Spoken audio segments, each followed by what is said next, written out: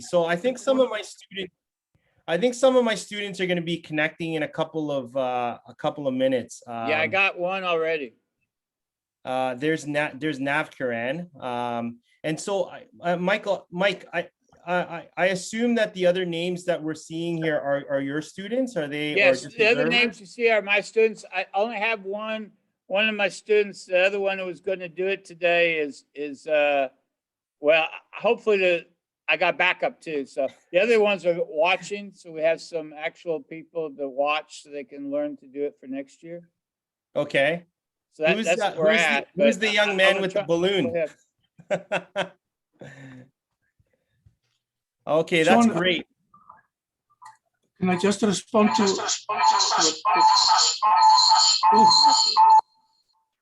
I've got incredible feedback here now.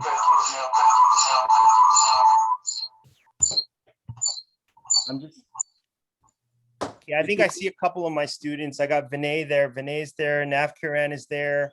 Is there anybody else? Okay, let me try to get this on Facebook Live too. I got to where I want to put it on two different things live, so that way we make sure I have it just in case something fails. Adrian, if you don't mind me asking, I never got a chance to ask what your background in terms of like your cultural background and also your work background. Are you also an educator? Are you Afrikaan? Yes, Sean, I'm Afrikaans. I'm from German, Dutch heritage. My great-great-great-great-grandparents arrived in the Cape in 1680. Wow. I have a Nordic German Dutch background. I wanted to become a veterinary surgeon in grade 10th grade, and a game ranger. And my teacher said to me, "There's no money," and that's how laws become my passion, and I'm very passionate about it. And I started working in the Department of Justice, where I worked in the civil court and in the state attorney's office as prosecutor, where that's what I started off. And like I explained yesterday, the guys, Mike asked me, I found that what happened is that you get dockets on your desk, you take them to court. There's so many gaps in it. And I thought, no, here's a challenge. So then I later joined the police, where I did investigations. And that was really fantastic for me, because I did a variety of cases, from Interpol cases to street cases. And I told Michael about some of it. So it's really great. Then I joined the Special Forces, where I worked as a soldier, but in between, I did some bush judging. We call it bush the bundu, in the bundu. Some off-book cases where guys overslept, whether to do duty and all that. And then in the later part of my life, I was the government's chief legal advisor for consumer affairs at the Department of Trade, and where I handled cases on behalf of consumers, consumer law, where I initiated the Harmful Business Practices Act. And one of the points I want to make when I speak to you as a teacher, the guys that are sitting in the audience now, the guys, the lawyers and makers of the future, I initiated a number of changes of acts, and I initiated new acts, not in Parliament, but there on that level. And these young guys, they've got the opportunity to get into this job. Yeah. And they will see that it's a long story, but we are making history tonight, because instead of having a moot court case in the real sense of the word, what we're going to have tonight is a training session. We are now in the court of public opinion, not the real court, the court of public opinion. It's a court of the future. Now, these young guys tonight, they act on behalf of the future. They're clients of the future. The guys who will be victims of racism and other crimes. So they are representing the future here. So this is not a real court case in the sense of the word judgment and all that. Yeah. You're going to listen to the two sides, and then I'm going to give you my assessment. And what we're doing now is, with Mike and Ben, is we're helping the young people to achieve something in their profession. That's something I've been trying to do for 20 years. Yeah. Where young people, they discover asteroids, new spider species, and do a lot of things, but they can do nothing with their achievements. So we are now setting up achievements as visible, not as visible and tangible achievements, as assets or property. Mhm. We're setting it up as invisible, intangible assets with a commercial value in it. This has never been done before, and you're so welcome with Ben and the others. Yeah. This is huge. Well, I think you're gonna hear from my students soon, and you're gonna see how much they've learned from exploring the case. It's a fictitious case, but I think it speaks volumes to them learning about and why I wanted to expose them is because they're only used to Canadian law, you know, and I think it's nice to have them push their limits, so to speak, learning or delving into other areas of law, specifically other countries, and like South Africa. So it's amazing because what you're saying is, as the adults and the teachers and the educators, I have learned so much from my own students and how they've dealt with their own view, as in the public court of opinion here, right? As what you're saying. So it'll be interesting to hear Michael's students and their perspectives from the respondent side about the case. And yeah, so I think the one thing is my students were kind of craving a little bit more direction on how this was going to go. So I kind of just told them that we just go with the flow. I think there's an understanding now of kind of how we're doing it. And yes. I look forward to having yourself, Adrian, and I see Ben there, listening to our students from Michael's side and my side, and giving us your analysis on their presentations. Okay, yeah. So it's 2 o'clock or 9 o'clock their time. So in order to protect everybody's time, I know it's very valuable. Let's go ahead and begin. This will be our second session, I guess, for today, and the second day of our End Racism. And today you will see a moot court experience with Peter de Jager versus the University of Pretoria. And sitting in judging, we have 2 judges today. We have the Honorable Adrian Meyer from South Africa, and the Honorable Ben Ramirez from Austin, Texas. And they will give comments and stuff, and they'll ask questions. And we have our 2 students from Del Valle, Mackenzie Tadlock, who is going to do the second speech, and no, excuse me, we're going to do the first speech, and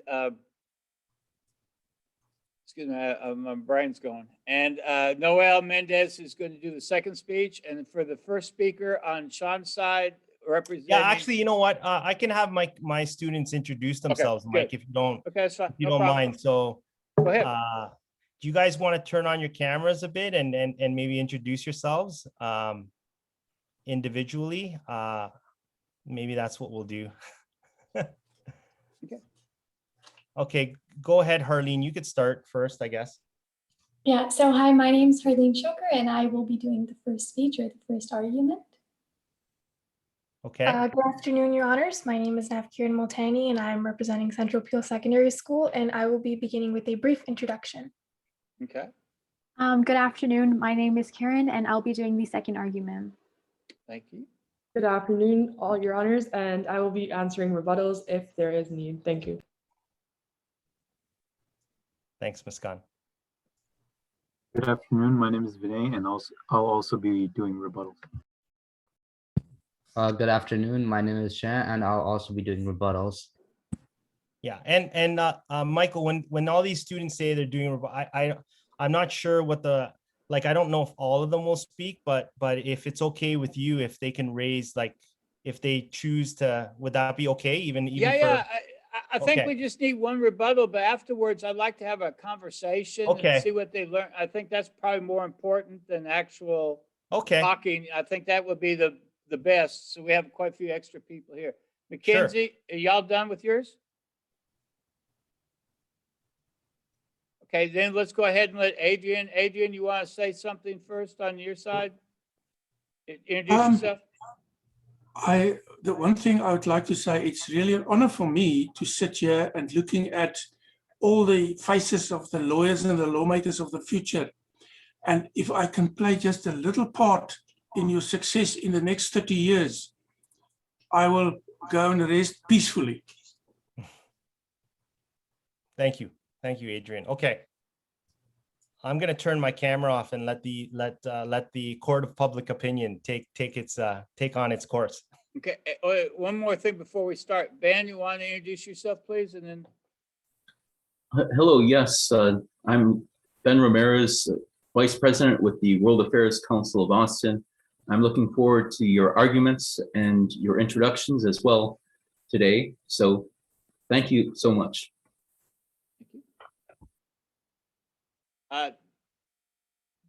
Go ahead then, Adrian, and ask for the first speaker on the appellant side, the applicant side to speak.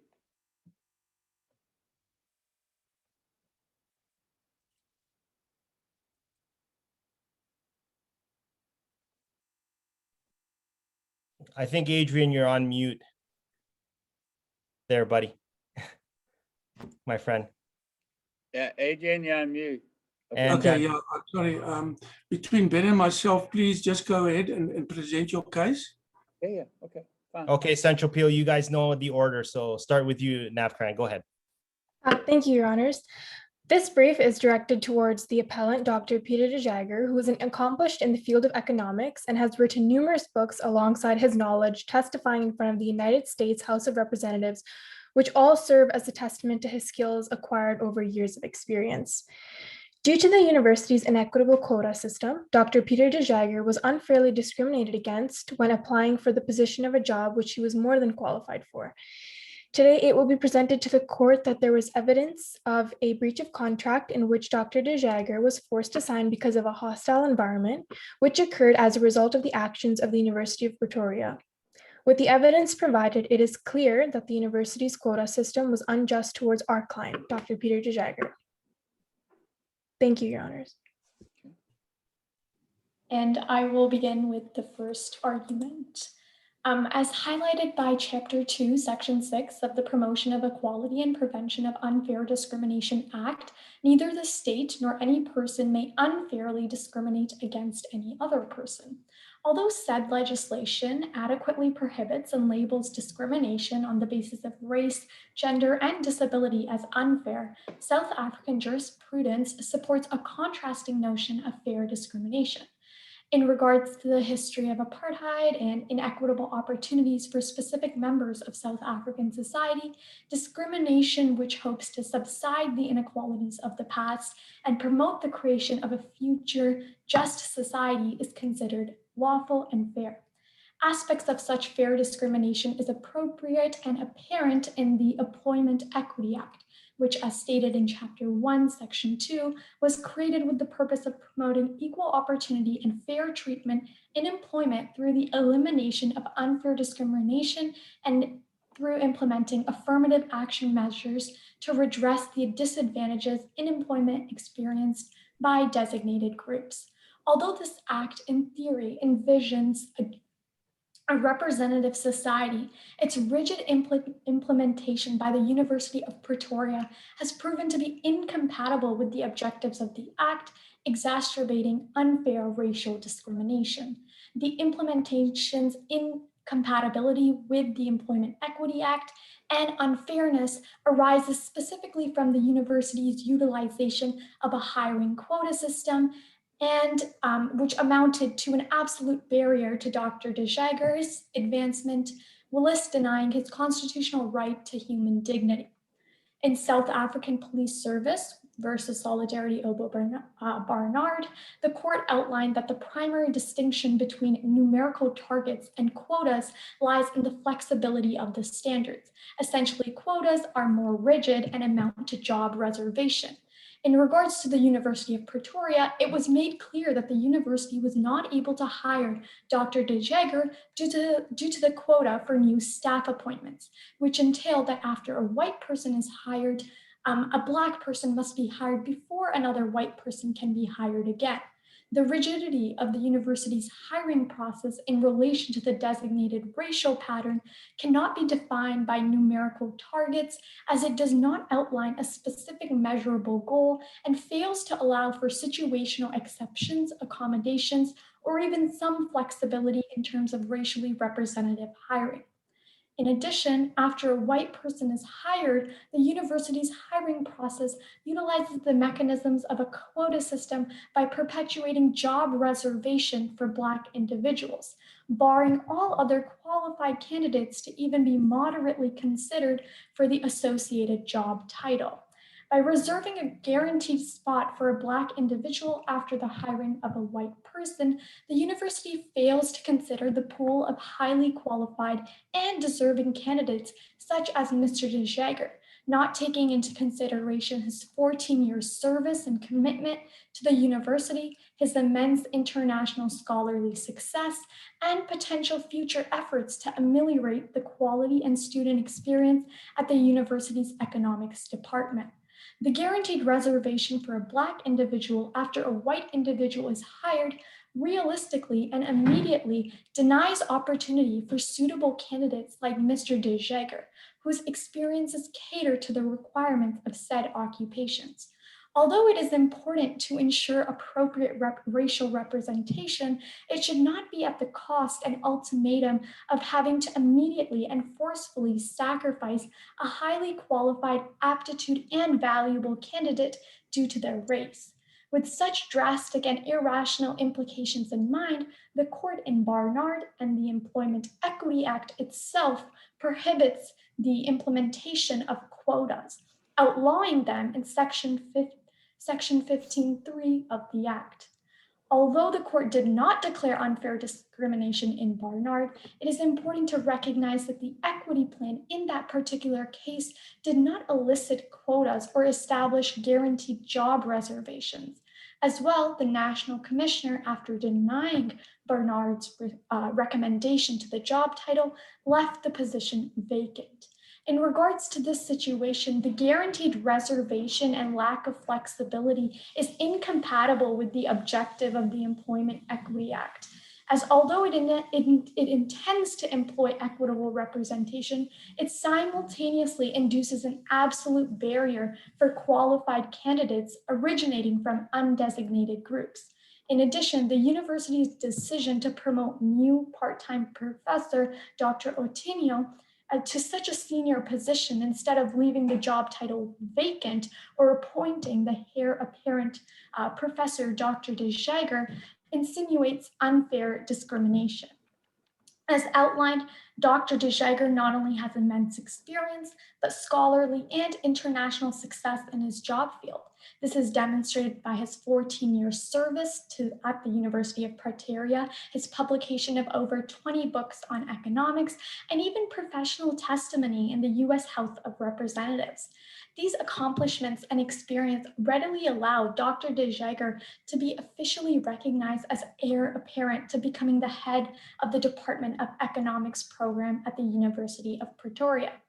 But Dr. de Jager's lifetime of work in the field and designation of heir apparent directly symbolized his prospective advancement in the university's Department of Economics.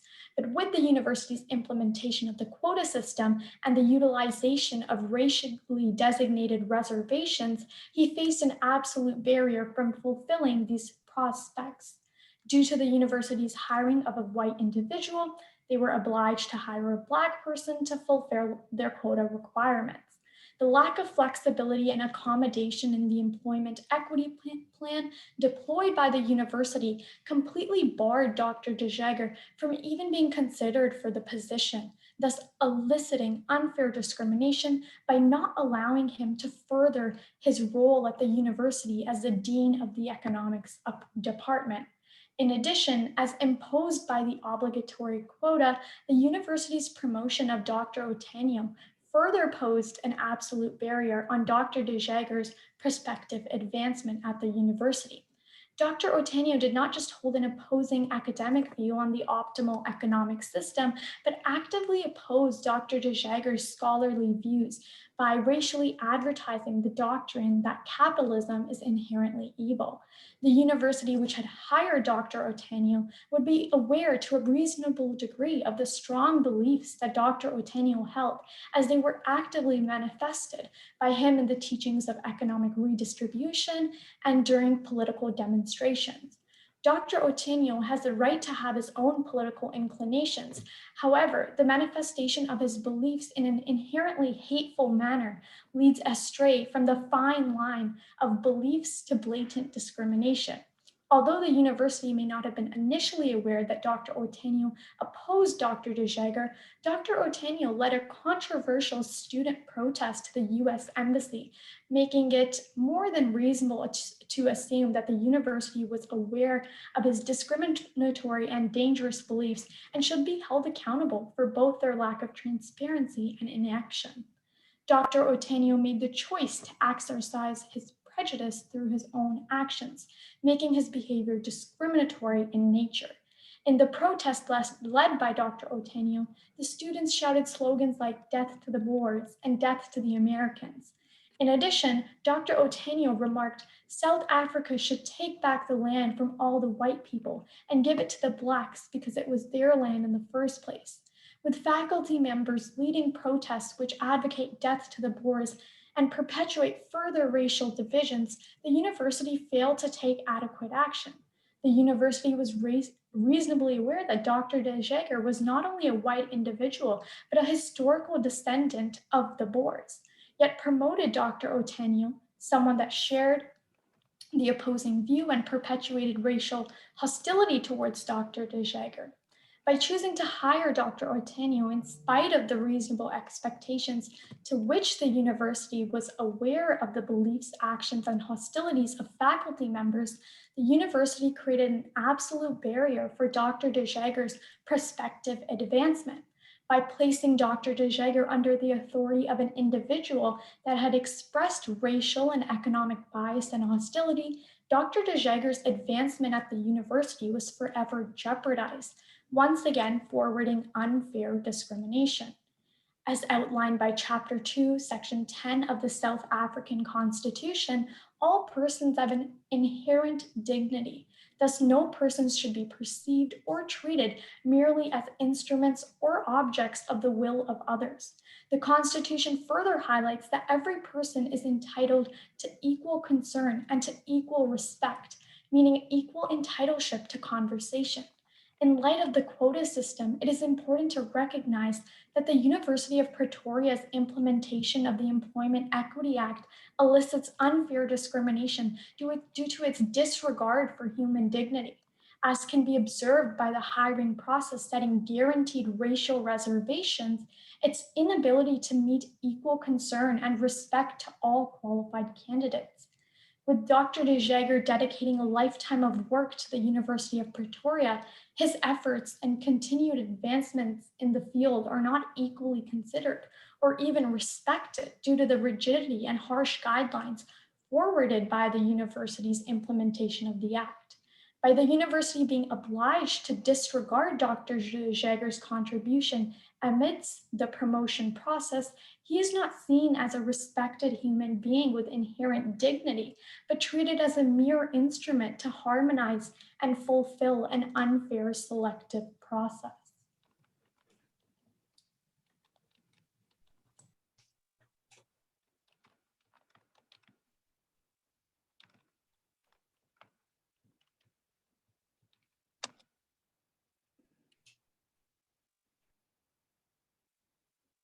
I have no comments at this time, so can we get the next? Second speaker. Okay, so I'm going to go ahead with the second argument.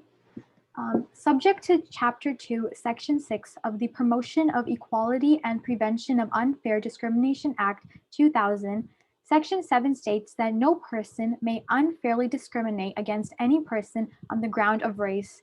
The parts of this law that primarily relate to this case include Section 7A, the dissemination of any propaganda or idea which propounds the racial superiority or inferiority of any person, including incitement to or participating in any form of racial violence.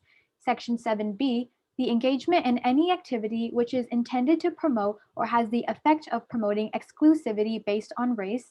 Section 7C, the exclusion of persons of a particular race group under any rule or practice that appears to be legitimate, but which is actually aimed at maintaining exclusive control by a particular group.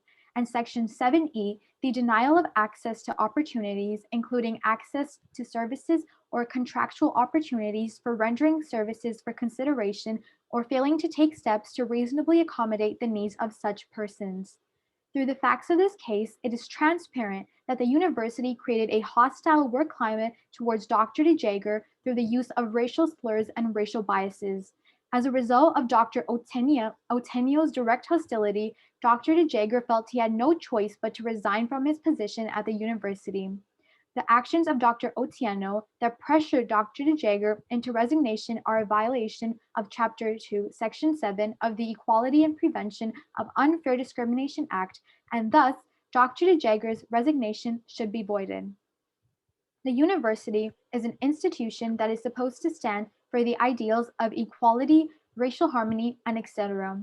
By hiring Dr. Otieno, a known political activist who participated in various rallies and made threatening statements such as death to the Boers, the university violated Section 7A of the Promotion of Equality and Prevention of Unfair Discrimination Act, which states that subject to Section 6, no person may unfairly discriminate against any person on the ground of race, including the dissemination of any propaganda or idea which propounds the racial superiority or inferiority of any person, including incitement to or participation in any form of racial violence.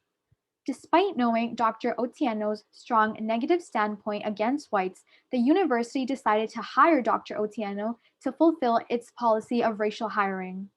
As a result, Dr. Otieno inappropriately used his position of power to fire Dr. Jager. It is clear that Dr. Jager was put in a situation where his standing with the university was going to come to a conclusion. However, was it necessary for Dr. Otieno to make those inflammatory comments towards Dr. Jager? This act was unprovoked and thus clearly proves that Dr. Otieno had the intent of misusing his new position of authority to unfairly treat whites at the university in accordance with how he presumed they should be treated.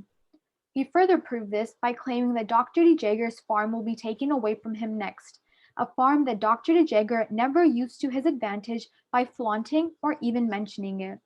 Thus, once again, such an action was both uncalled for and unprovoked. Additionally, the university violated Section 7E, which states that subject to Section 6, no person may unfairly discriminate against any person on the ground of race, including the denial of access to opportunities, including access to services or contractual opportunities for rendering services for consideration, or failing to take steps to reasonably accommodate the needs of such persons. The university not only prevented Dr. Jager from being promoted under the quota system, but he was not accommodated for either. Dr. Jager was also fired, not for his work at the university, but due to complexities between him and Dr. Otieno. Thus, Dr. Jager was evidently denied opportunities within the university. As mentioned, Dr. Otieno made several negative remarks during his encounter with Dr. Jager. This encounter further established hostility as it violates Section 7B of the Promotion of Equality and Prevention of Unfair Discrimination Act, which states that subject to Section 6, no person may unfairly discriminate against any person on the ground of race, including the engagement in any activity which is intended to promote or has the effect of promoting exclusivity based on race. During this encounter, Dr. Otieno asserted that Dr. de Jager's position should be reserved for a real African. Furthermore, by stating that there is no room for your kind at our university, Dr. Otieno forwarded that Dr. de Jager and any individual of his race will be marginalized within the university under his supervision. Through these repressive comments, Dr. Otieno established an exclusive environment on the basis of race. Following this, Dr. Otieno handed Dr. de Jager a notice of immediate resignation, and as mentioned before, this was unexpected. Thus, considering the remarks made by Dr. Otieno, it can be deduced that Dr. de Jager was asked to immediately resign due to Dr. Otieno's biases against the whites, which he implanted into the workplace. It was following these remarks that Dr. de Jager signed his notice of resignation after realizing that Dr. Otieno had ensured that he would face an unwelcoming environment within the university. Thus, it was the hostile environment that was created by Dr. Otieno that pressured Dr. de Jager into signing the resignation. Section 7C highlights the usage of a practice that appears to be legitimate but has an ulterior motive. The quota system that is implemented by the university is a violation of this law, as it is a practice that is supposed to ensure an equal environment within the university. However, the university hired Dr. Otieno fully aware of the pre-existing complexities between him and Dr. de Jager, providing him with ultimate control. Thus, there would be no surprise that Dr. Otieno misused his power to gain exclusive control within the university. By pressuring Dr. de Jager into resigning, Dr. Otieno exercised this control. Through the negligence of the university and the strong biases of Dr. Otieno, Dr. de Jager became the scapegoat in the midst of this. The quota system was evidently used as an excuse in the hiring of Dr. Otieno. As a result of this, while the practice seemed legit, it ultimately allowed for Dr. Otieno to act unprofessionally towards Dr. de Jager. Thank you.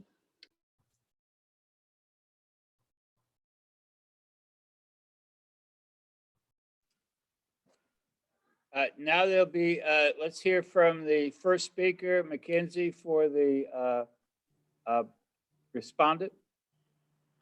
Okay.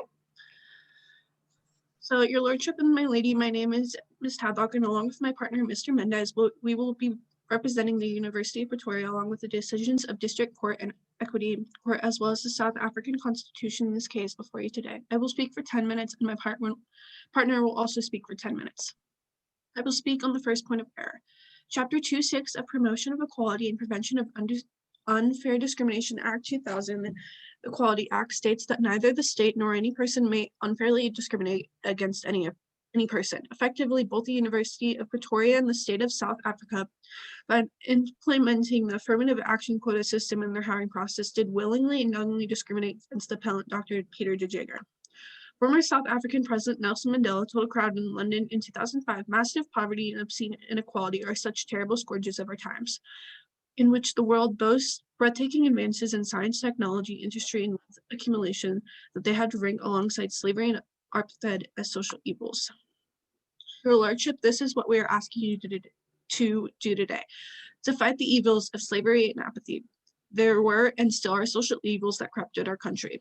Justice Ben Toll, writing for the majority opinion in the Equity Court, has done a very fine job in putting this argument to rest already when he wrote, "The heart of this case is affirmative action. Affirmative action in South Africa refers to policies that take factors including race, color, religion, sex, or national origin into consideration in order to benefit an underrepresented group, usually as a means to counter the effects of history of discrimination. The focus of such policies ranges from employment and education to public contracting and health programs. Affirmative action in South Africa ensures that qualified people from designated groups have equal opportunities in the workplace.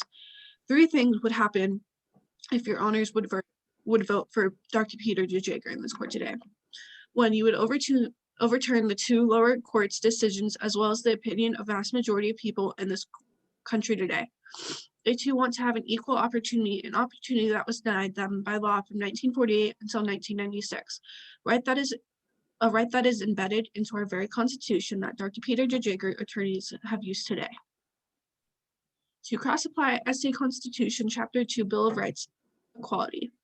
Equality includes the full and equal enjoyment of all rights and freedoms. To promote the achievement of equality, legislative and other measures designated to protect or advance persons or categories of persons disadvantaged by unfair discrimination may be taken. The state may not unfairly discriminate directly or indirectly against anyone on one or more grounds, including race, gender, sex, pregnancy, marital status, ethnic or social origin, color, sexual orientation, age, disability, religion, conscious belief, culture, language, and birth. Clearly, Your Honors, we can see that words and the intention of the Constitution are clearly in this case. Chapter 2 Bill of Rights, Section 9, 2-3 clearly states unfairly discrimination. Therefore, the Constitution itself recognizes that there is such a thing as fair discrimination. If the state deems the affirmative action is trying to allow equality by allowing people who had been discriminated against in the past, then it is okay by the law, the Constitution, therefore making the Jager argument moot today in this court. You cannot support a constitution and then try to take apart the pieces of that constitution without doing away the entire Constitution itself. Your Lordship and my lady, this is the correct time to stand up for what is right, what is legal, and what is ethical. Was it right to treat people as less than human for those many years? Was it right to codify this into the Constitution of 1948 and legally create the majority of people of living in this great country into a class of people without any rights or abilities for redress? Well, if you vote against the rulings of the two lower courts, this is exactly what you will be doing.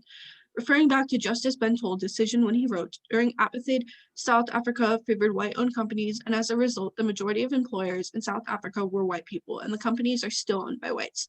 Policies achieved the desired results, but in the process, they marginalized and excluded Black people. Skilled jobs were also reserved for white people, and the Blacks were largely used as an unskilled labor. In making this decision, we followed the law.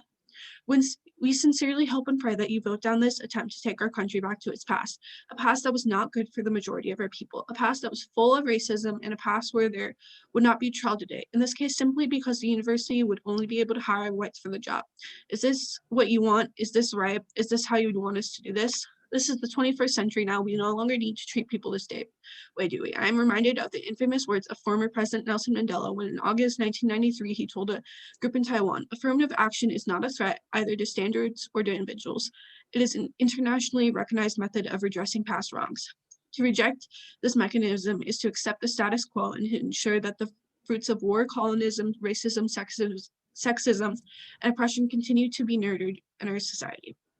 My lordship and my lady, this is the law of the land, and therefore you have no other way to make a decision but to agree with and rule in favor of the University of Pretoria and support the two lower court's opinions in this case. I will now let my partner speak. All right. Your Lordships, my name is Noel Mendez. Please cross-apply my partner's arguments, and I will speak on the second point of error, which states whether or not racial slurs or racial bias created a hostile work environment in which the applicant, Dr. Peter Jager, was forced to resign from his position. Former South African President Nelson Mandela told the crowd after he was released from prison on February 11th, 1990, there must be an end to white monopoly on political power. Your Lordship, this is what we are asking you to do today, to fight the evils of slavery and apartheid. There were and still are social evils that corrupted our country. We therefore ask for you to uphold the two lower courts' rulings and find in favor of the respondent, the University of Pretoria today in the case before you today. Three things would happen today if you happen to vote in favor of Dr. Peter Jager in this court today. One, you would overturn the lower court's rulings as well as the opinion of the vast majority of people in this country today. They too want to have an equal opportunity, an opportunity that was denied by them by the law from 1948 until 1996. The right that is embedded into our very constitution that Dr. Peter Jager's attorneys have used today. Remember the words of Nelson Mandela when he said, racism is a blight on the human conscience, the idea that any people can be inferior to another to the point where those who consider themselves superior define and treat the rest as subhuman denies the humanity even of those who elevate themselves to the status of gods.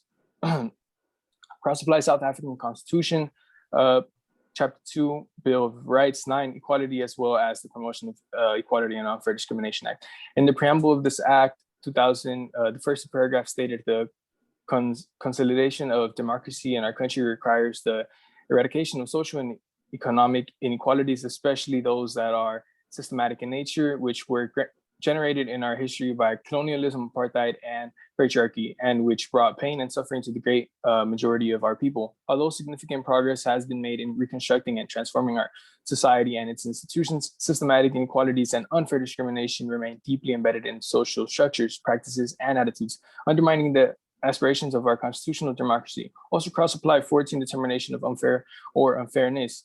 One, it is not unfair discrimination to take measures designed to protect and advance persons or categories of persons disadvantaged by unfair discrimination or the members of such groups or categories of persons. Two, in determining whether the respondent has proved that the discrimination is fair, the following must be taken into account. A, the context. B, the factors referred in the subsection. C, whether the discrimination reasonably and justifiably differentiates between persons according to objectively determinable criteria interesting to the activity concerned.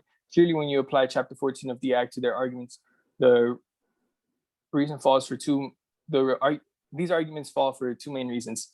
One, it is impossible to have a hostile work environment under these conditions. Exercising the rights of the university to select the person they would like for the job is their right.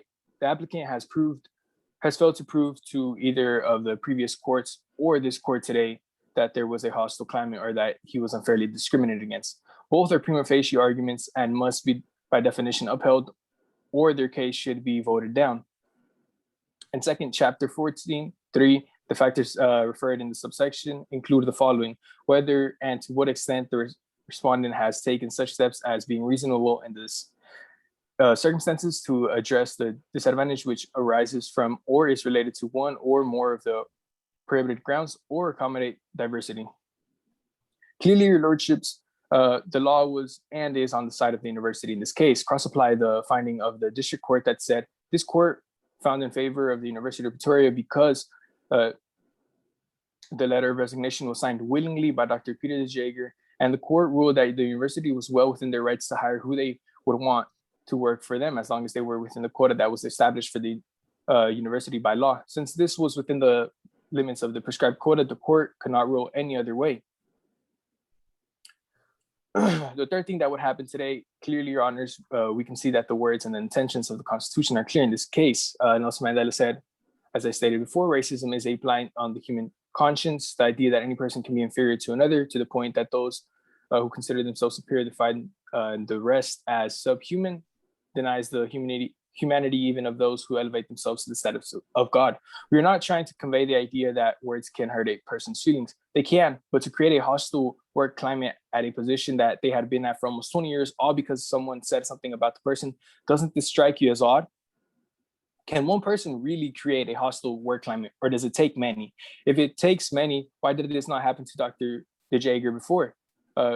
Mandela explained it in this way: never, never, and never again shall it be that this beautiful and land will again experience the oppression of one by another. Therefore, making the Jager argument moot today in this court, you cannot support a constitution and then try to take apart the pieces of the Constitution without doing away with the Constitution itself. Your lordships, this is the correct time to stand for what is right, what is legal, and what is ethical. Was it right to treat people as less than human for those many years? Was it right to codify this into the Constitution of 1948 and legally create the majority of the people living in this great country into a class of people without any rights or ability for redress? Well, if you vote against the rulings of the two lower court rulings, this is exactly what you will do. My lordships, this is the law of the land, and therefore you have no other way to make a decision but to agree with and rule in favor of the University of Pretoria and support the two lower court's opinions in this case. If there are no further questions, I would like to retire. Thank you.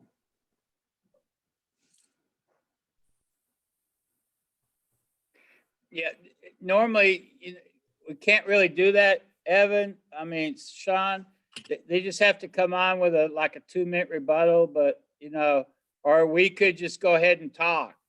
It doesn't really make us any difference because we're not really doing this for competition. We're kind of trying to demonstrate to people how it works. Sean sent me a deal. Oh yeah, I just yeah, no, thanks. Thank you. I just thought maybe just just if you're looking to get a response from Yeah, that's fine. You can go Um, ahead, take time. that. If you want to I'm take, gonna if you ask want these to guys. take time, that's fine. Do you guys want to take a couple of minutes to?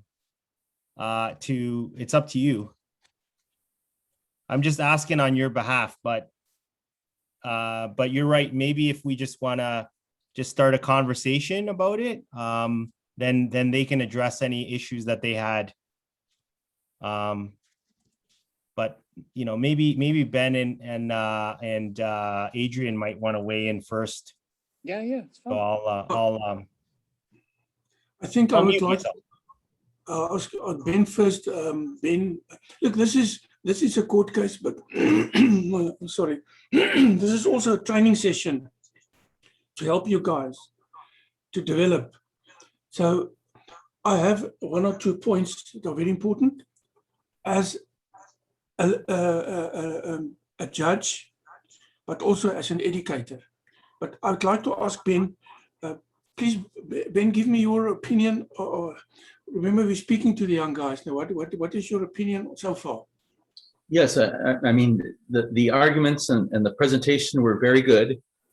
I would say, when you talk about inherent and states specifics, it sometimes can be seen by the judges as too certain and placing them in a bad position to make a ruling on a particular issue. But a couple of questions that I would have for University Council related to the use of quotas and applying, hoping in theory that the quotas would be used not to institute further racism, but in practice, that is actually what's happening. And addressing that part of the argument, I believe would be very helpful for you in the future, and looking at addressing what you would anticipate being the argument coming from the Jager side. I have, thanks, Ben.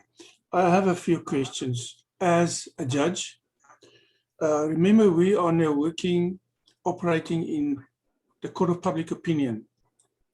And that's why I'm so incredibly impressed with what Ben and Mike are doing. We are helping you to be lawyers, but you cannot practice now you're not licensed, you don't have degrees. But this court, this Moot court, is different than all the others I've been involved with. I was involved with the University of South Africa court case, Moot court cases, and I listened to a lot of students.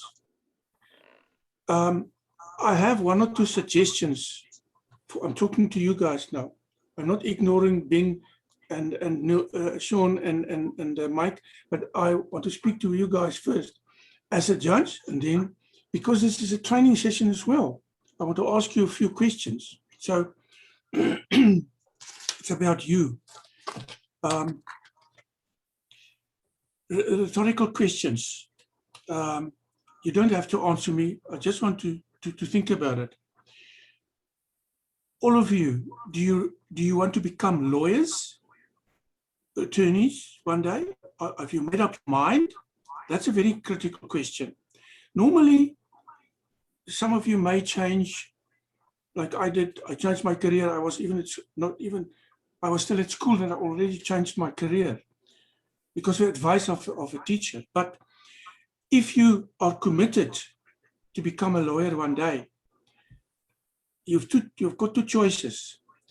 You can decide which direction of law you want to go into.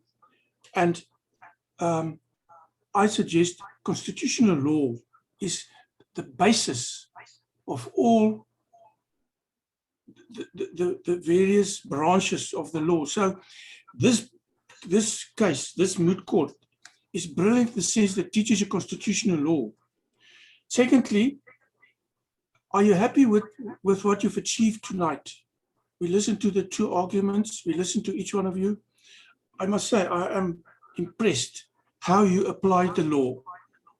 And I must compliment Sean, Mike, your candidates are very efficient in applying the law, the existing law. I'll comment on that just now. And the third question is, would you like to be in our booth tonight to be a judge of this case? But just think about it. As judge, remember the role of a judge. Judges are not super people, but normally they've got an incredible portfolio of skills, much higher than yours, mine, experience, knowledge. It's a whole combination of attributes that have developed through years. So when you stand up before a judge, you must know that they know more than you, or you must assume they know more than you. But sometimes you may correct them, but there's a way that you can correct them. You do it in a very proper way. There's conventions for that. But getting back to the questions I've asked you and your case, I must point out to you one thing, that this case that you have taken on as lawyers and lawmakers of the future, I'm not looking at the camera, I'm looking at you on my second screen. That's why I'm looking that way. You've taken on an incredibly important case.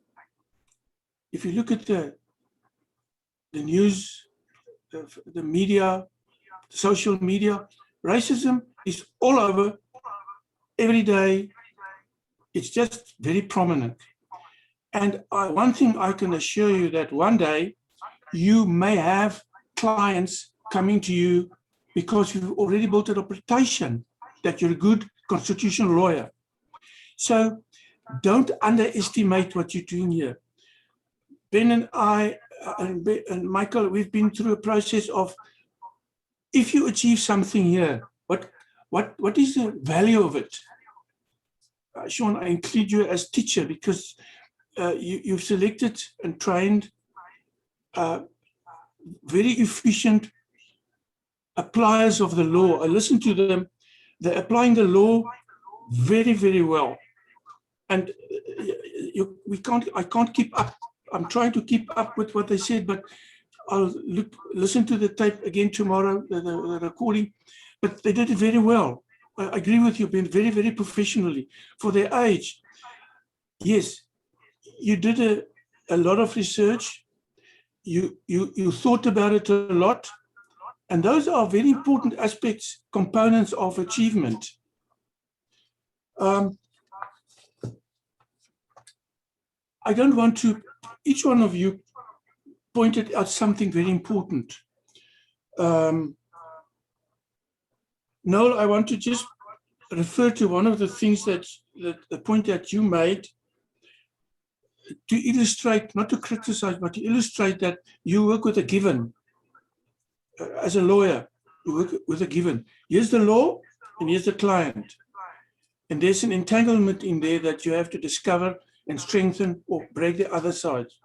You said that Dr. Jager signed a letter of resignation.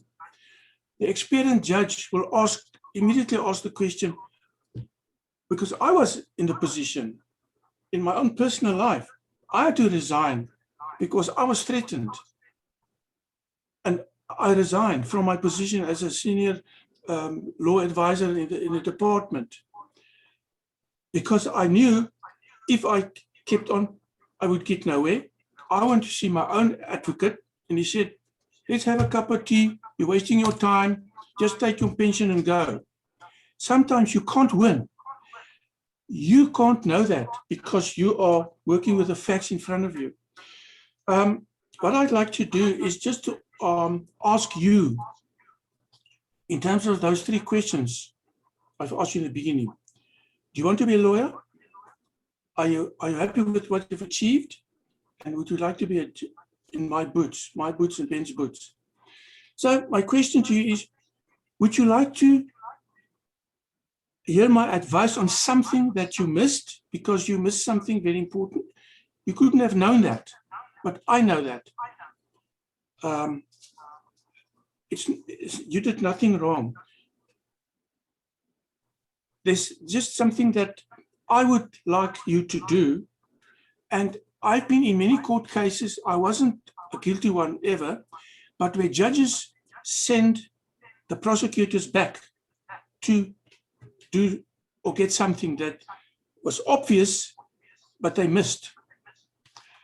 I can tell you many stories about that. I actually went where some of my accused were found guilty. I went through the prosecutor to the judge, the other prosecutor, and I said, look, sorry, very diplomatically, you made a mistake. And in the one case, the mother and the father of kids were jailed, sent to jail for a long sentence for drug smuggling. So where were the kids? They're sitting there, mom and dad are going to jail. So I asked the prosecutor, and I said, please go back to the judge and very diplomatically tell him there's nobody to look after the kids. So the judge called them back, and he said the mother must go home. He gave her a suspended sentence. That is good judging.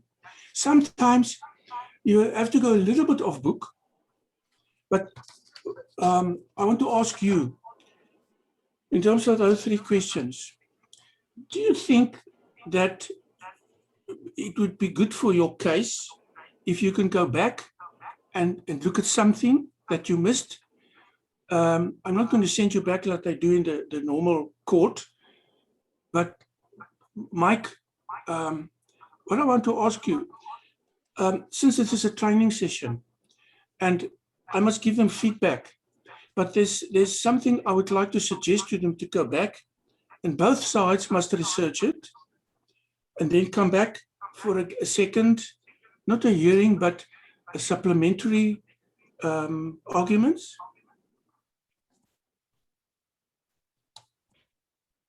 I was wondering actually, Adrian, if and Michael, maybe I think our side wants to, I think a couple of our students might want to make a comment. Sure. Pertaining to the rebuttal part. Is that okay, Mike, or? Whatever you want to do is fine. I'm happy. Sure. I'm happy.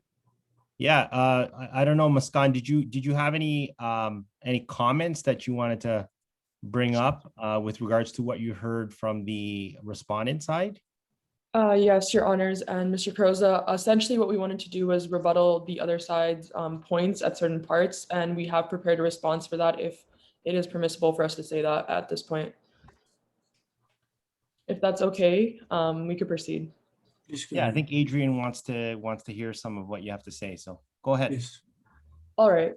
Although the argument presented by the other side is reasonable, it is flawed at its core. It is imperative to understand that the former president of South Africa, Nelson Mandela, also stated, "You will achieve more in this world through acts of mercy than you will through acts of retribution." Retribution in this context denotes that vengeance is not the solution to any criminal acts committed. It is undeniable that the apartheid system constituted trauma that ricocheted for years to come, with remnants of this historical situation resulting in the underlying themes of this case.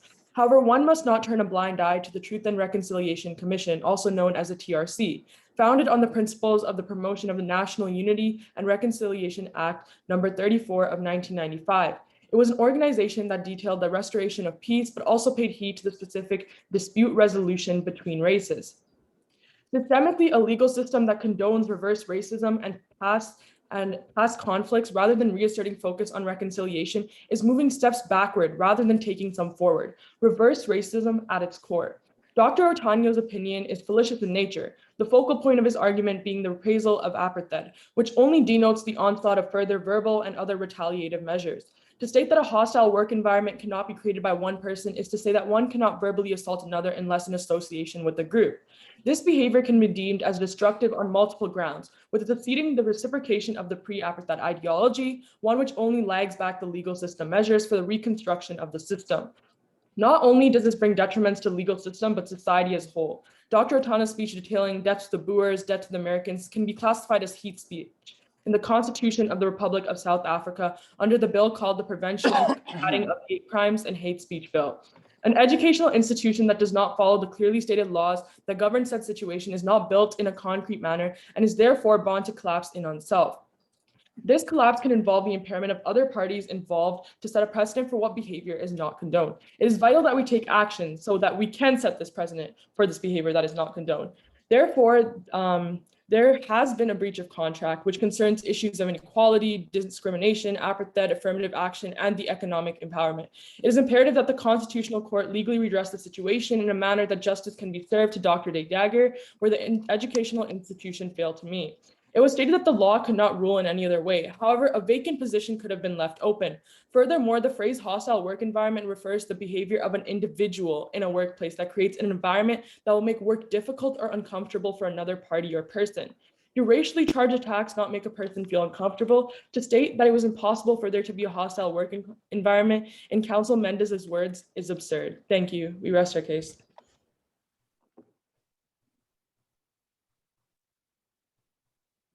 Anybody else want to say something on this? Well, I kind of like to interject something here, Adrian, off the topic a second. I kind of like to see what the kids' real opinions are. If we could kind of poll the kids, not how they did, but how they actually think about the case itself. Can I just ask this? Why I have taken this approach is exactly what we've discussed many times, you, me, and Ben. You guys have achieved something tonight with this case, collectively as well. So my question to you is, would you like to bluntly go home and forget about anything further, or would you like to take this issue further? That's what I'd like to do. And it's the whole philosophy of what your achievements are. I would like to see you go further. You are already making legal history. So what I would like to do, and I have to discuss it with Ben and Mike and Sean with you, what I'd like to see, that's my vision for this, is that you proceed beyond this moot court case and present a petition to the International Human Rights Commission and the Commonwealth to point out to them what the central message of your two arguments is. That the one, I want you to combine it in one message. And where you also have, but we have the rule, aude alteram partem rule. Listen to the other side. That's what I've been doing. You've applied the law, but I feel there's something else that you can do as future lawyers. That's why I've asked that question.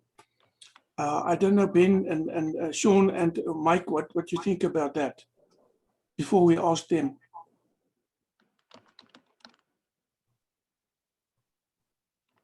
Ben, do you have any comments first? Like I can ask, I could say something, but you guys are the ones that are really at the forefront of this. So, but please, let's hear how you feel, because it's important. Your comment there, Adrian, about the presenting to another body, I believe I can't remember the organization you talked about. Going further, was that just a general comment, or was that actually like, you see these students as presenting to potentially like a United Nations or an international committee of some sort? I think that's what I kind of heard, is that. Yes, look, from my perspective, you guys are very academic, but you interpreted the various laws very efficiently. I listened to that. You're going through it very fast, but I caught the gist of what you're saying. But I feel that this whole program that we're doing is to look at the future. And if you don't do it, I'll have to get somebody else to do it. But I'm very happy that what you've done, your research, everything you've done, you can do something further than you can build on what you've done tonight. Racism is a problem. And not only you, but many of your peers will have one day cases like this, and then you have an advantage. But to me, in South Africa, it's very important. There are many people in this country who need somebody to do something about this. And we've been over this many times.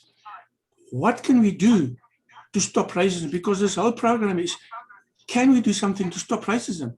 You can. You have a very strong team, 2 countries. I must tell you that in South Africa, I tried 10 schools, other attempts. No school in South Africa is prepared to take part in this program. They have their reasons. And I make an assumption that they're scared because we have a situation in this country, their fear is justified. So what we have is, if we, Sean, you're a very important person in this decision. If we decide to take this court, remember in the beginning I said, you're not here as individual students who are doing a case. I see it as a collective effort to try to stop racism. And Mike architected the Jager case. It was done brilliantly. It was really, and I'm not just complimenting him without merit. He analyzed the situation, and he architected a very good case for you to work on, to use in future. So that's what I'd like to do. It's not about you, it's about this whole group. Ben, Mike, and myself, we can really do something very great here. There's a huge opportunity. One of the things, if you one day, you're probably a judge, then you'll see that people focus on certain things, and like many criminals, I'm not saying you're criminals, but many criminals overlook the obvious and how they get caught. One thing, there's something that you overlooked, which is very obvious, but it's not because you're not good enough, because of experience, knowledge, skills that you develop, that I've developed. I saw something, and because I'm slap bang in the middle of this, I am aware of certain things. We've discussed at times, again, we don't want to put you in the middle of a racial war with governments and people. We're doing it this way so that you can, in a neutral way, point out to various organizations that you are wrong. This is how we feel. You apply the ode alteram partem rule here. So my opinion is that, without talking too much anymore, I would like to set up a second session for this court to discuss 1 or 2 things. And after that, Sean, I think that will answer your question. Look, I didn't want to do that, but I'm going to do something now. I had the incredible honor of knowing Nelson Mandela personally. And at the time, I was head of the legal department of the state. He was a person who came out, 27 years he spent in jail. He came out, and at this incredible spirit of the South African Constitution, we're equal. I can't tell you everything that happened, but I got this book. I was doing a master's degree, which was blocked by the previous government. That's why I decided to write a book on this. And he wrote in there, he said, compliments and best wishes to a South African of real achievement and excellence. And you can see there's his signature. This is a person who inspired me. You mentioned his name so many times tonight. And it's about equality, but you are in the presence of the magnificence. It is Chief Albert Lutuli. He received the Nobel Peace Prize. Then it was Martin Luther King Jr. Then it was Bishop Desmond Tutu. He's the only one, not the only one, Evie de Klerk is also alive today. Then Nelson Mandela and Evie de Klerk. They ended Mandela, we called him Madiba, and Evie de Klerk, they ended apartheid, but they did not end racism. And racism is getting worse. I mentioned something here yesterday. You're a lawyer, you've got a client. This is a prostitute who wrote an article in a newspaper. She said, the sex industry is too white for me. This is racism, and this is very recent, September last year. There's another report I have here, as part of the book that I'm writing.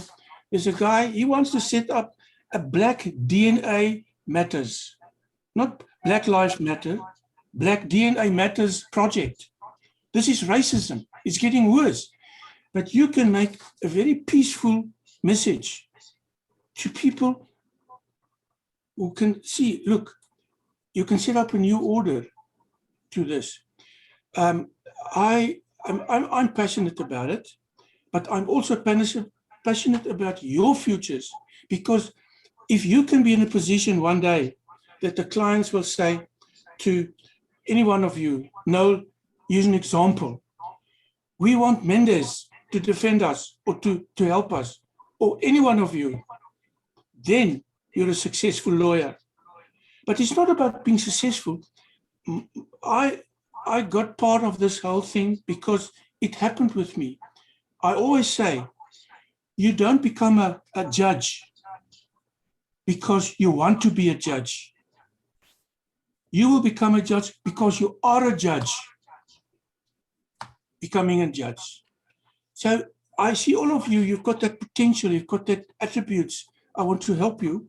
But at the same time, we can do something about racism. Like I said, you're in a good company.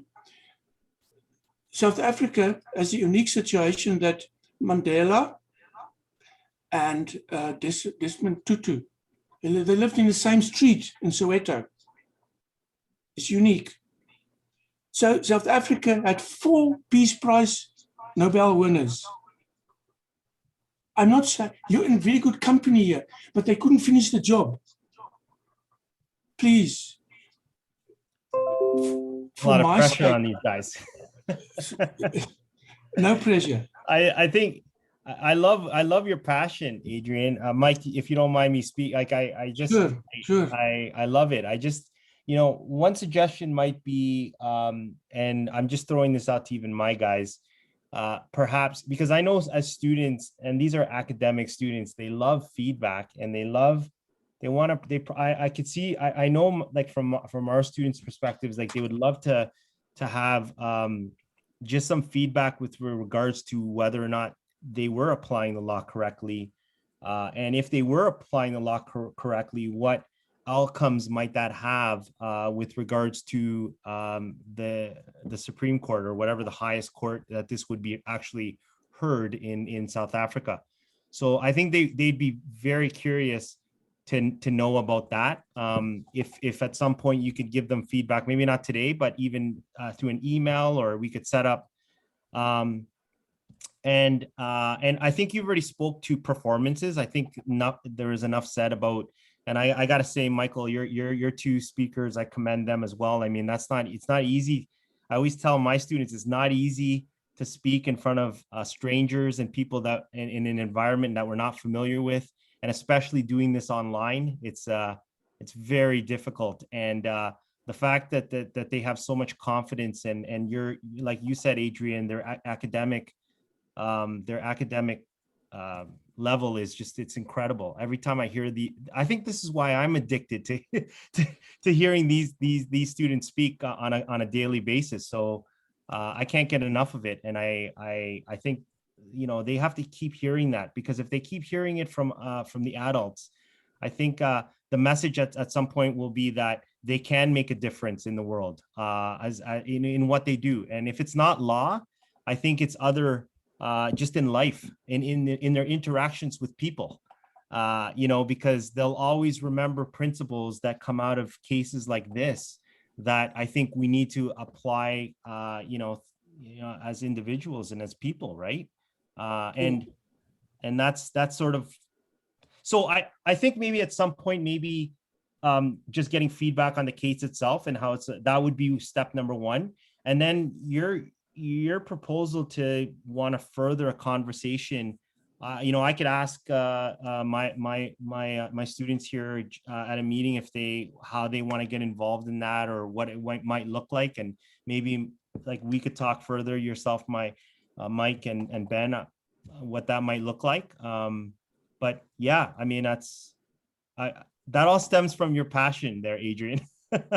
So I'd love to support it.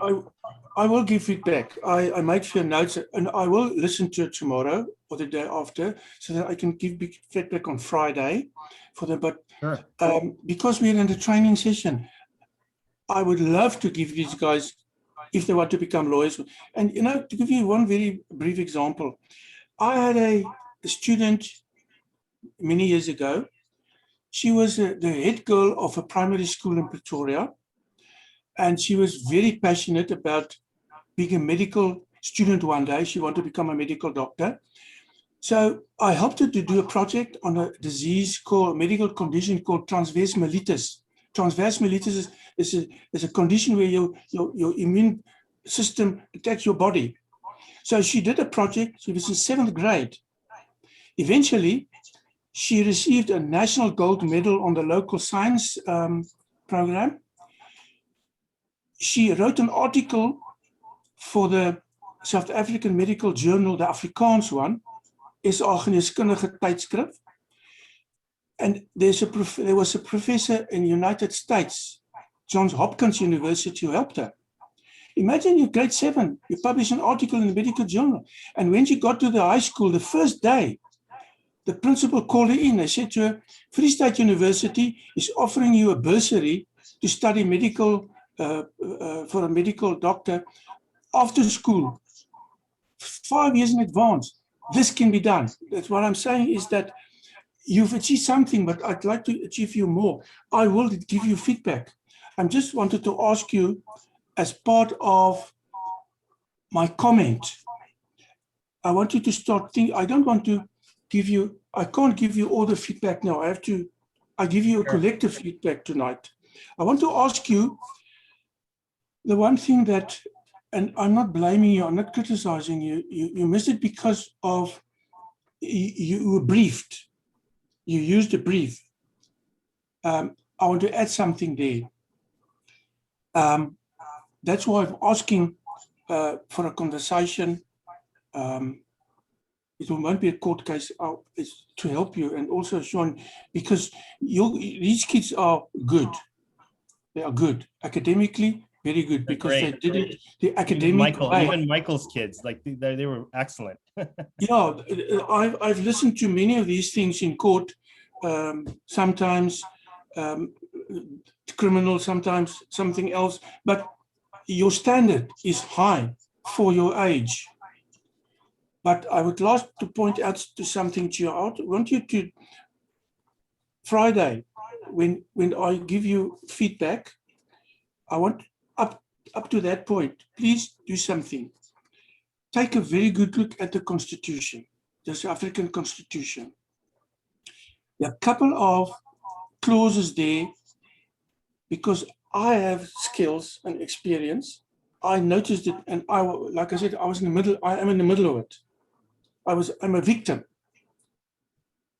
I was told, you are white, male and Afrikaans.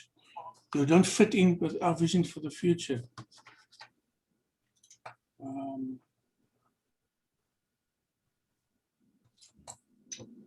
I popped up the screen here.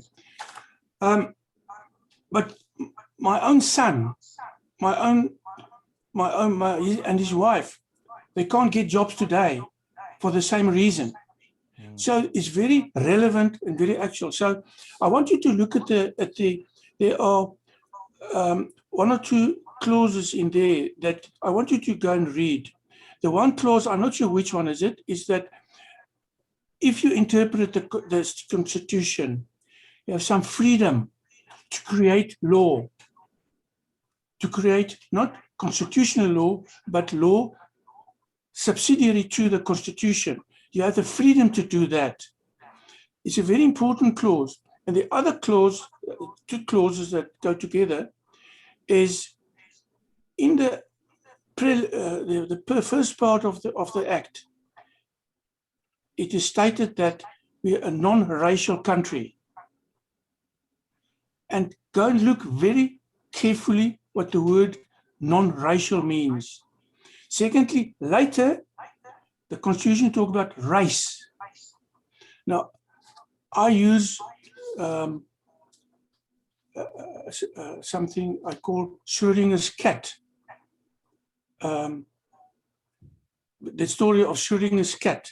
This Schrodinger said, you put a cat in a box and you close the box. You assume that cat is still alive, but you can't say 100%. It could have died that instant. But we all know practically it's not really possible. But then you put poison or some uranium stuff in there, close the box, you wait a while. Is the cat dead or alive? It can't be both. It can only be dead or alive.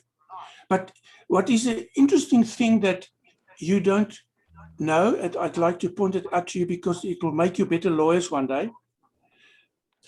There's something called non-racialism. There's something called racialism. Races, there are races. It can only be one of the two. But there's a third word that you should look, you should Google. Look. It's polyracial, many races. And use that as background. So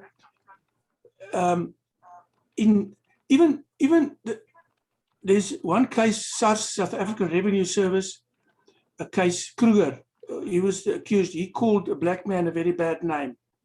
He was found guilty. But our Supreme Court, our Constitutional Court, Judge Mogoeng, he's a brilliant man, great Christian, but he's a brilliant judge. He applied the term race.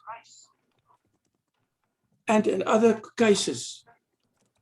But the question I want to ask you, what exactly is this about? And on a deeper level, Judge Mogoeng said racism is illegal. It's a crime. So what is racism? Isn't it racism? That's a question I'm asking you, and think about it. So maybe we can, I'd like to ask you again on Friday. I know they're academics and all that, but what is racism? In South Africa, according to Judge Mogoeng, in the SARS case, I sent it to Mike, racism is a crime. But what is racism? Is it not racism if I say you're a non-racial and then you're racial? Then you refer to the Equal Employment Act many times. Look at that classification of races. It's black. White isn't mentioned. Black is black, colored, and Indian. And all over South Africa, white is not mentioned. There's a deeper conversation that I don't want you to get involved in, and that is the intention of this government, because they're changing South Africa into a communist state, and it's part of their dogma, their philosophy to use races.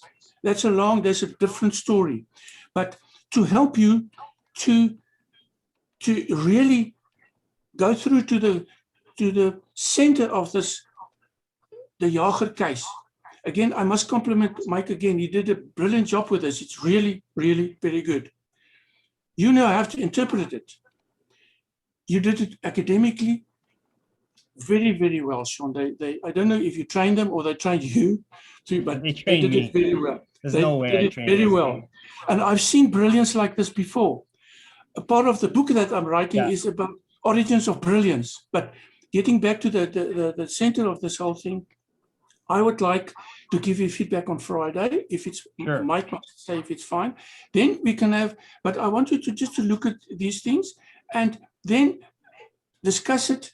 And I would really love if we can take your arguments, put it together in a petition, and then in a very peaceful way, without exposing you to any risk or anything, approach, look, of the various international human rights bodies. One went against the others. This organization rebutted the others because the others said, race, race, race, race, race. If you use the word race, you endorse, you support race classification. But there's one, I can't remember which one it is. This organization says, there's no races. We're all equal, because if you look at science, the science of real science of what biology and people, there's no any evidence. Yeah. Look, we're all species, the Homo sapiens sapiens species.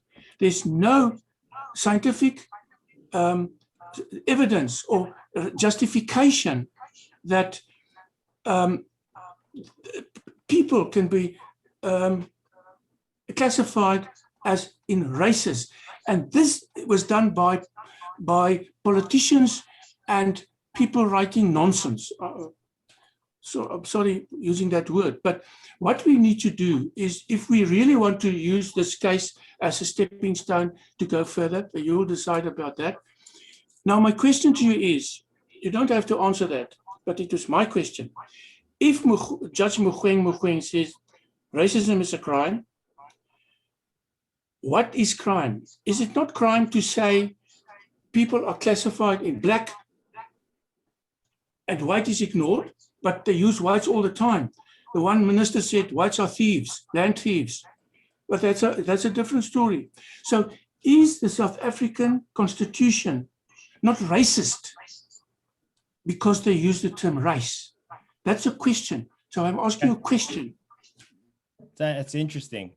You know what? I'm looking at the time. Yeah, I think we're going to probably have to go, Yeah. and I'll get back with you, Sean. But I think I sent you some comments. I think you already know what the comments are. So, you know, some things should be kind of self-evident.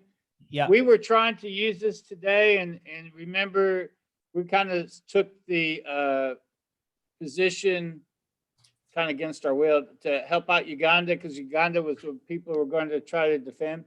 So we do really appreciate everybody from Canada and everybody on our end. And thank you so much. And we will see you later. Thank you.